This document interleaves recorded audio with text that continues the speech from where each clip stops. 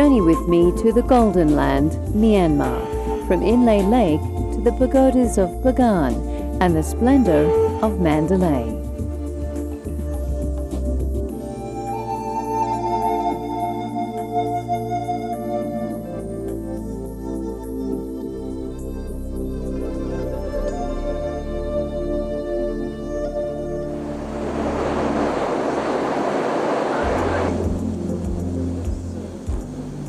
Just a short flight away from Myanmar's capital Yangon, in the cool green highlands of Shan State, and yet seemingly worlds apart from the rest of Myanmar, lies Inle Lake, in an area of outstanding natural beauty.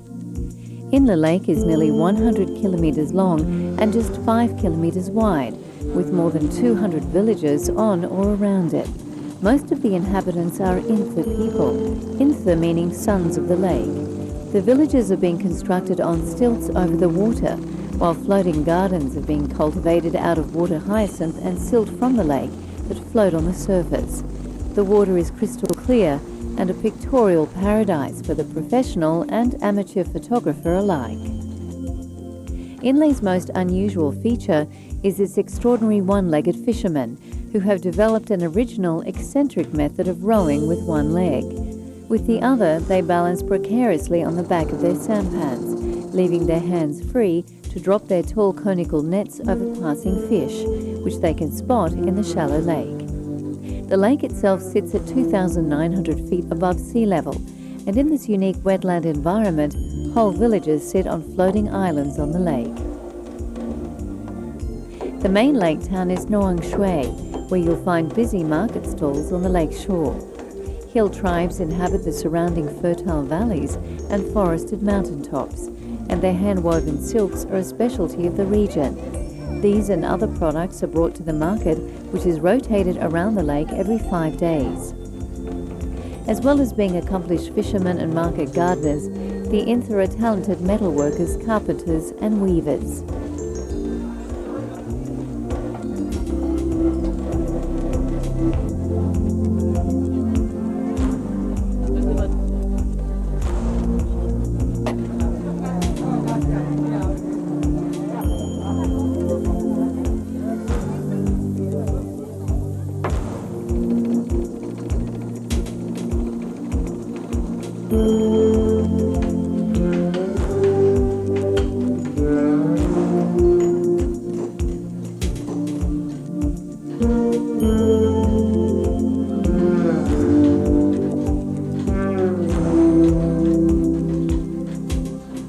The silk weavers spend days, weeks and even months creating some stunning silk products.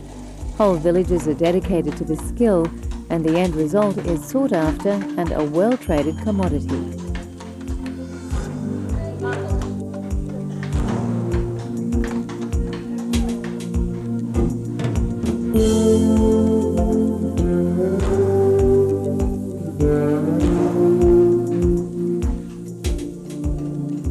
Other villages specialize in crafts such as metalwork, and you'll find blacksmiths at work over hot forges making tools.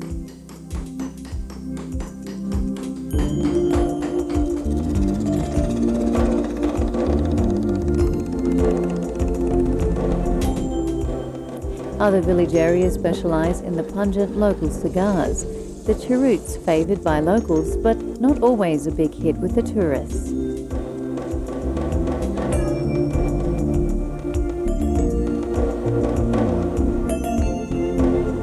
Inle's floating gardens are built up from strips of water hyacinth and mud, dredged from the lake bed. It takes 50 years to produce a layer 1 metre thick. The floating allotments are anchored to the bottom with bamboo poles. Land is also reclaimed in this way, and parts of the lake have been reduced to a maze of canals around these plots. On the precious shoreline you'll find the boutique resort, the Inle Princess Hotel. 30 minutes drive from Noang Shui, it features 40 wooden bungalows that hang over the still waters of the lake.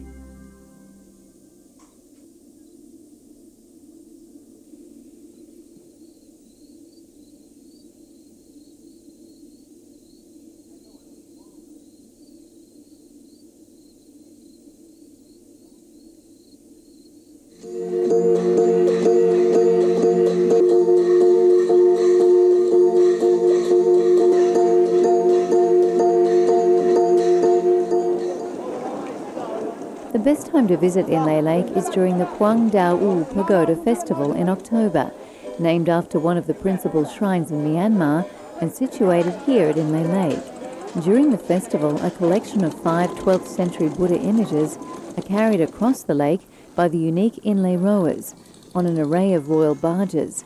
It's a colourful waterborne procession complete with vivid pageantry and traditional music. Once they arrive at the temple, the statues are plastered with gold leaf by devotees.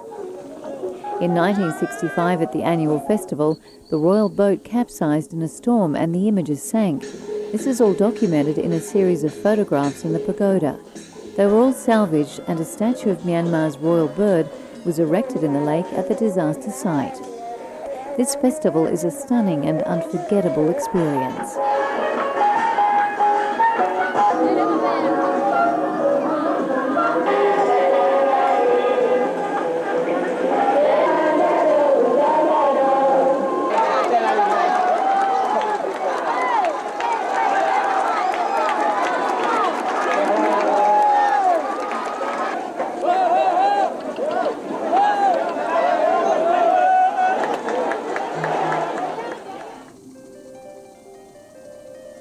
Wherever you go in Myanmar, there is always a feeling of adventure.